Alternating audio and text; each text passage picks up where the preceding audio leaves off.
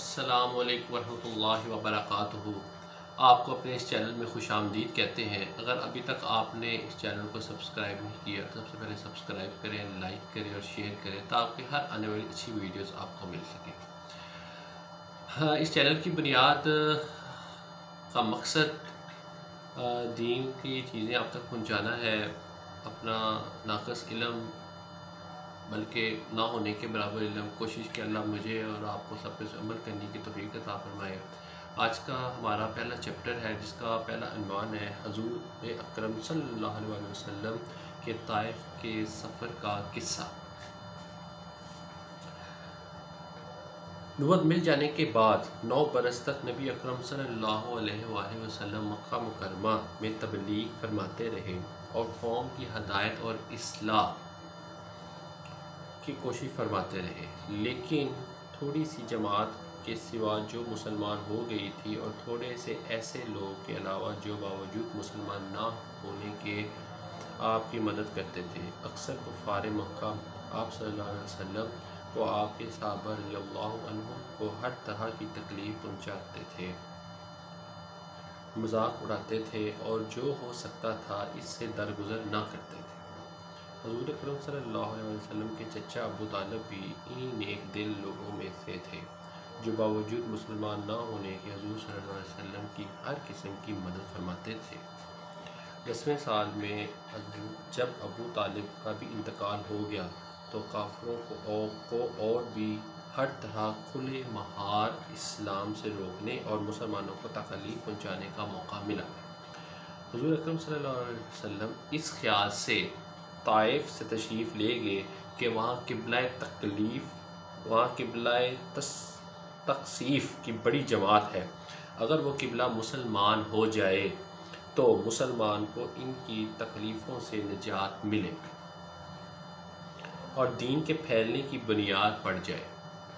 وہاں پہنچ کر قبلہ کے 3 سرداروں جو کہ بڑے درجے کے سمجھے جاتے تھے گفتگو فرمائی اور اللہ کے دین کی طرف بلایا، یعنی اس مدد کی طرح متوجہ کیا، مگر ان لوگوں نے بجائے اس کے کہ دین کی بات قبول کریں، کم سے کم عرب کے مشہور مہمان نوازی کے لحاظ سے ایک نور مہمان کی خاطر مدارات کرتے صاف جواب دے دیا کہ نہایت بے رخی بد اخلاقی سے پیش ہے۔ ان لوگوں نے یہ بھی گوارا نہ کیا کہ آپ یہاں قیام فرمائیں۔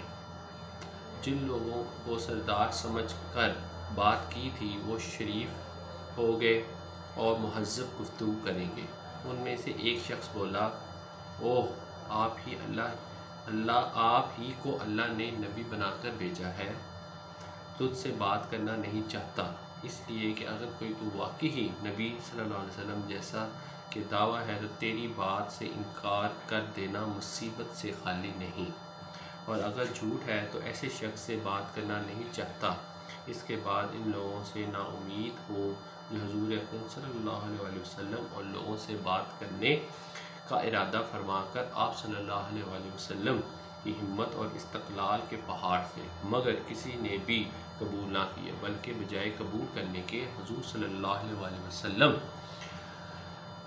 ہمارے شہر سے فوراً نکل جاؤ اور جہاں تمہاری چاہت کی جگہ ہو وہاں چلے جاؤ۔ حضور اکرم صلی اللہ علیہ وسلم جب ان سے بالکل مایوس ہو کر واپس ہونے لگے تو ان لوگوں نے شہر کے لڑکوں کو پیچھے لگا دیا، آپ صلی اللہ علیہ وسلم کا مذاق اڑائے، تالیاں پیٹیں، پتھر مارے، حتیٰ کہ آپ صلی اللہ علیہ وسلم کے دونوں جوتوں سے خون جاری ہونے سے رنگین ہو گئے۔ اللہ اکبر، اللہ اکبر۔ حضور اکرم صلی اللہ علیہ وسلم اس حالت میں واپس ہوئے جب راستے میں ایک جگہ سے شیروں سے اطمینان ہو، یہ تھکاوٹ بہت زیادہ تھی، تو آپ صلی اللہ علیہ وسلم نے یہ دعا مانگی، جس کا ترجمہ میں آپ کو بتانے لگا ہوں۔ اے اللہ، تجھ سے شکایت کرتا ہوں کہ اپنی کمزوری بے بکسی کی کہ ان لوگوں کی ذلت اور رسوائی کی۔ اے رحمان الرحیم، تو ہی ذوالفقار کا رب ہے، تو ہی میرا پروردگار ہے، تو مجھ کس کے حوالے کرتا ہے؟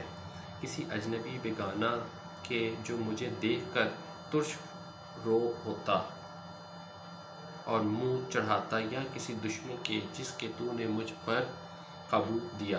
اے اللہ، اگر مجھ سے ناراض نہیں تو مجھے کسی کی پرواہ نہیں، تیری حفاظت مجھے کافی ہے۔ تیرے چہرے کے اس نور کے طفیل جس کے تمام اندھیروں روشن ہو گئی، جس سے دنیا اور آخرت کے سارے کام درست ہو جاتے ہیں، اس بات سے پناہ مانگتا ہوں کہ مجھ پر تیرا غصہ اور مجھ سے ناراض تیری ناراضگی اس وقت تک دور کرنا ضروری ہے جب تک تو راضی نہ ہو۔ تیرے سوا کوئی طاقت یا قوت نہیں۔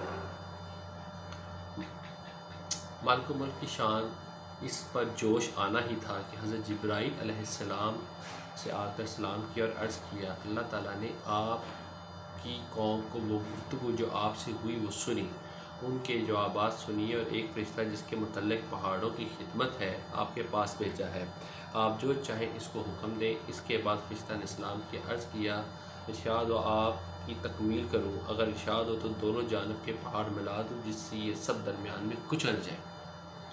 امید رکھتا ہوں کہ اگر کچل جائے، اور جو سزا آپ تجویز فرمائیں۔ حضور صلی اللہ علیہ وسلم کی رحیم و کریم کی ذات نے جواب دیا، اللہ اکبر، سبحان اللہ، اللہ اکبر، کہ میں اللہ تعالیٰ سے امید رکھتا ہوں کہ اگر یہ مسلمان نہیں تو ان کی اولاد میں سے ایسے لوگ پیدا ہوں جو اللہ کی عبادت کریں۔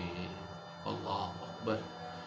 یہ تھا جی آج کا ٹاپک ہمارا، کہ دیکھیں اتنی تکالیف کے باوجود ہمارے نبی صلی اللہ علیہ وسلم نے یہ نہیں دعا کی کہ تکلیف تو ہوئی، لیکن اللہ نے جب فرشتہ بھیج دیا تو بتاؤ کیا کرنا چاہتے ہو، ان کو میں پہاڑوں میں کچل دوں۔ کہا کہ میری دعا ہے کہ ان میں سے کوئی مسلمان پیدا ہو جائے جو تیری عبادت کرے۔ اللہ اکبر۔ انشاءاللہ تعالیٰ نیکسٹ ٹاپک میں دوبارہ حاضر ہوں گے، تب تک اجازت دیجیے۔ السلام علیکم ورحمۃ اللہ وبرکاتہ۔